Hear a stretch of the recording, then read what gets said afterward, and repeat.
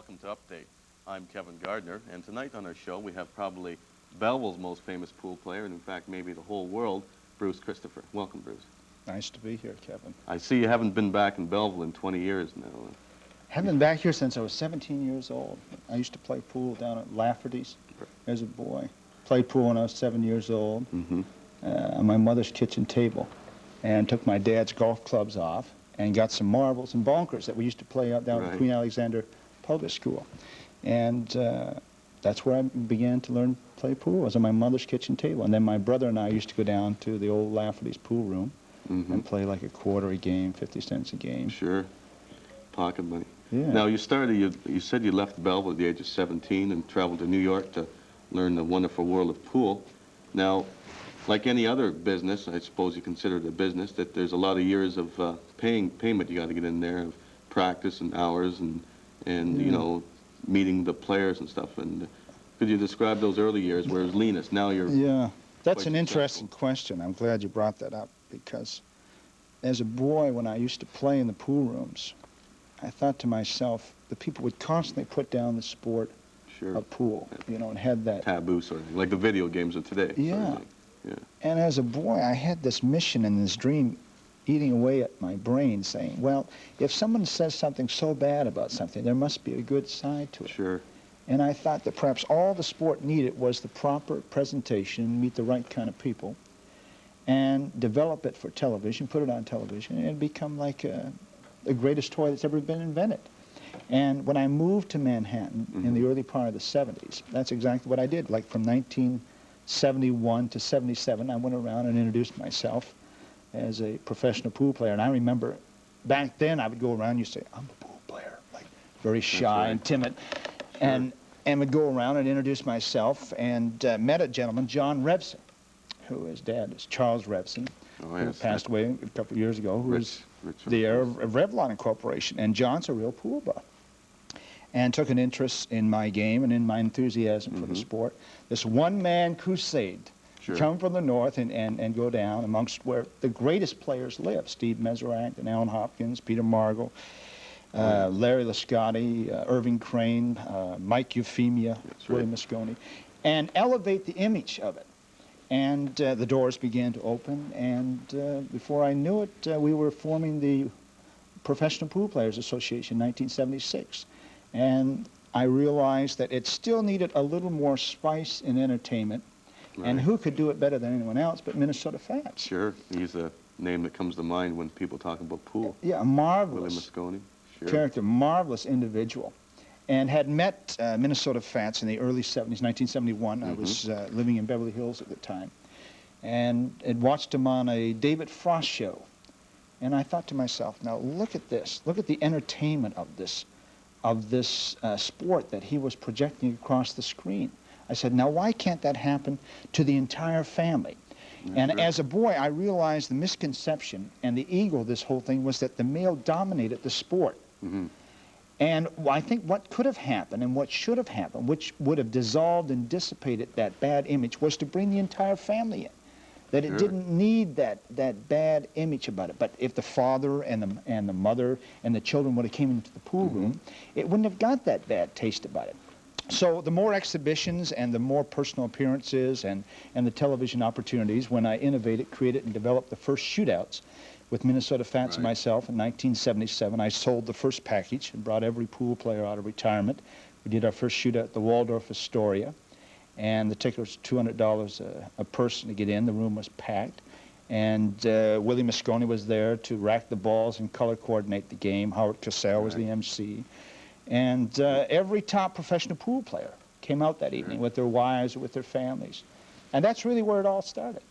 Long way from Belleville. A long ways from Belleville. And people have asked me, well, have you always been the best pool player? No, I haven't.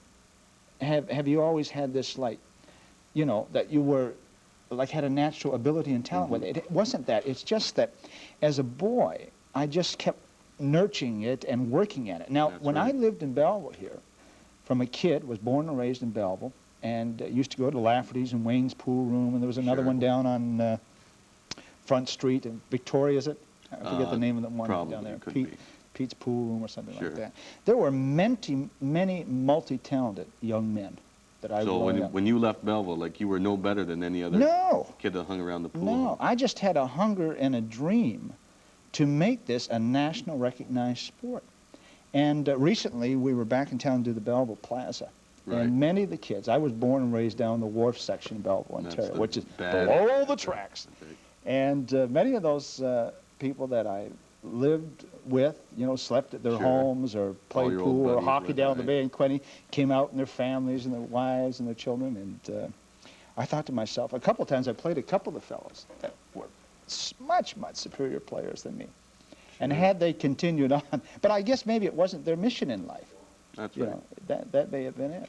Did you consider that you were just fortunate to get a lot of good breaks when you're down there, or do you think that's something that the teenager of today could pick up and head down to New York or, you know, somewhere to learn the game of pool? I don't think professionally? anyone gets good breaks at the beginning. I You just think not a knocking on doors. no, introducing it's like my yourself. good friend Burt Reynolds. He's been in the business for years and years, right? People don't Sure. realize that. But He there's a- like crawled and stumbled his way Sure, to the all these success. minor he is. roles and stuff, and you know. And lots of doors and lots of people slam the door in my face. But I think there's something about Canadian gut that you sort of persevere. I don't know what the word no means, and I don't know what it is not to be successful, whatever vocation or whatever thing you drive toward. I have two goals I live by. Whatever you think about happens, and whatever you put down on paper will come to pass. That's right. So if you want to go to Honolulu, Kevin, you know, and you Someday, put it yeah. down on That's paper, right. you'll be there Sure, in no that's- time at all. That's the way you got to look at things. Yeah. Okay, well, I want to ask you, you've played thousands and thousands and thousands of pool games over your lifetime. Now, there's usually one that sticks out in your mind. There's always got to be that one game that you always remember. And which one is that in your life? The one particular game that's One particular game that you always think about and remember is the... You know, every day I have the most unusual stories in playing pool. Like Minnesota Fat says, Bruce, you're 36 years old. He said, when I was 36, you tell me all these marvelous stories where you played all over the world on top of Mount Missouri Hill stations, and you've been in this home and that home, the richest person and the movie star. He says, at 36, I was in the back of a pool room in New York City, Sure. running out getting hamburgers and hot dogs. So I think one of the most interesting stories, I had a couple of, interesting stories happen to me all the time in pool, because let me explain one thing to you to make a long story Okay. short, is that pool reaches into every family.